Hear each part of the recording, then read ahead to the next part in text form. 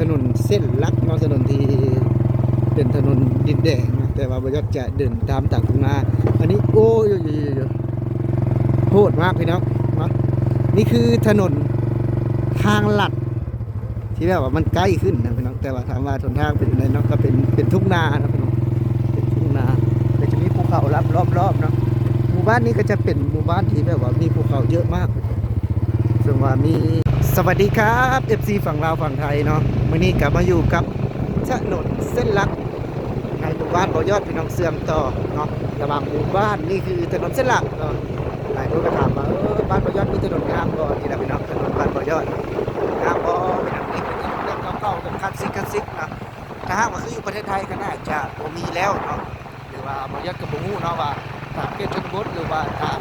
ถนนไปทุ่งนาก็อาจจะมีครับผมว่าแต่ว่าคือถนนในหมู่บ้านหรือว่าถนนเชื่อมต่อ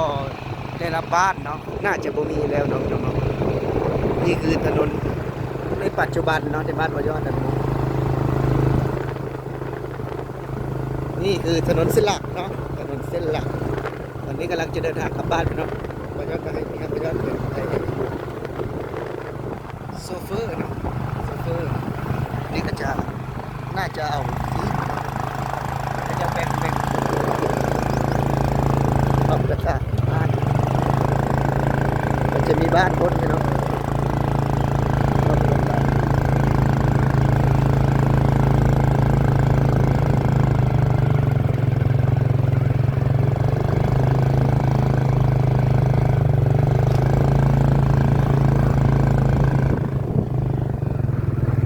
อันนี้เขาให้เพิ่นลดน้ำเดี๋ยวเนาะเพื่อแบบบ่ให้แบบว่าขี้ฝุ่นปานใดเนาะเพื่อบ่ให้มีขี้ฝุ่นนี่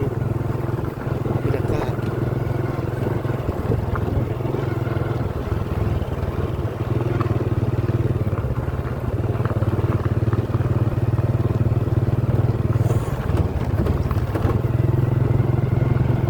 ช่วงนี้ก็เป็นช่วงฤดูเก็บเกี่ยวเนาะเป็นช่วงฤดูเก็บเกี่ยวเนาะนี่มันนี่นะนี่น่าจะเป็นมันนะเป็นอะไรน่าจะเป็นมัน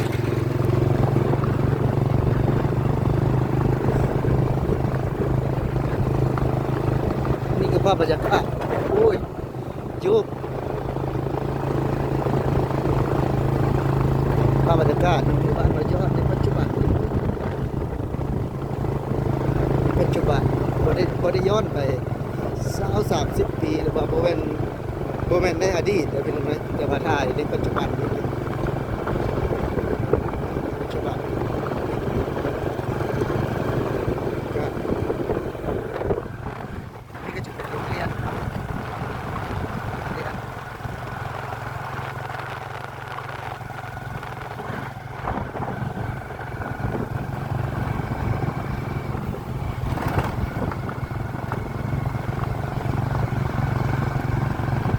ภาพบรรยากาศที่เรามาเบิ่งได้จาก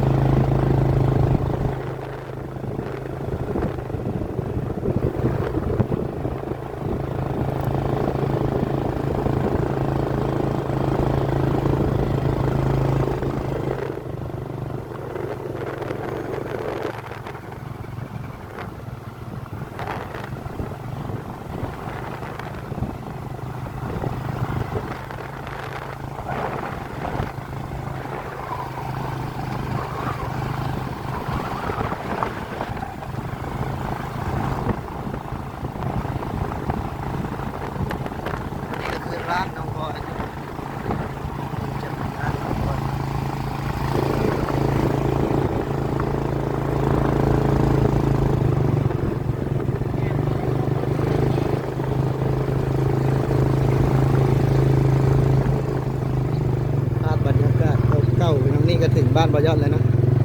นี่ก็เป็นบ้านของน้องล่าน้อยนะครับจอดนี่แหละ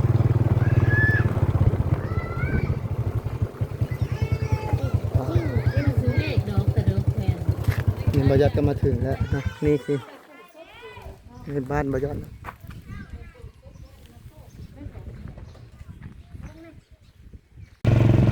สวัสดีพี่น้องไทยเบิร์ดสุขุสุคนเนาะถือว่ามื้อนี้บ่ยอดกับอยู่ที่ถนนพี่น้องถนนเส้นลักพี่น้องที่เชื่อมต่อเนาะหมู่บ้านบ่ยอดเพราะว่าบ่ยอดไปนั้นพี่น้องไปสูดรดน้ำหรือว่าไปแบบว่าทำวิธีตามความเชื่อเนาะเพื่อจะเดินทางกับไทยนะนี่เป็นถนนที่เชื่อมต่อนะพี่น้องเนาะเป็นถนนหมู่บ้านถนนอยู่ในทุ่งนาพี่น้องเป็นถนนหมู่บ้านเนาะส่วนในประเทศไทยคือจะบ่มีแล้วเพราะว่าบ่ยอดบ่อยากออกไปถนนเส้นลักเนาะถนนที่เป็นถนนดินแดงนะแต่ว่าบ่ยอดจะเดินตามทุ่งนาอันนี้โอ้ยโหดมากพี่น้องเนาะนี่คือถนนทางลัดที่แบบว่ามันใกล้ขึ้นนะพี่น้องแต่ว่าถามว่าทนทางเป็นอะไรเนาะก็เป็นทุ่งนานะพี่น้องเป็นทุ่งนาแต่จะมีภูเขารอบเนาะหมู่บ้านนี้ก็จะเป็นหมู่บ้านที่แบบว่ามีภูเขาเยอะมากซึ่งว่ามีนักลงทุนชาวจีนเนาะเข้ามาลงทุนเยอะมาก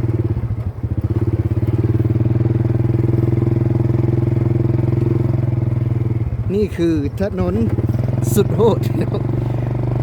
ตอนนี้โซเฟอร์คือเมียบ่ยอดเองนะมาเปิดครอบครัวแล้วเป็น3 คน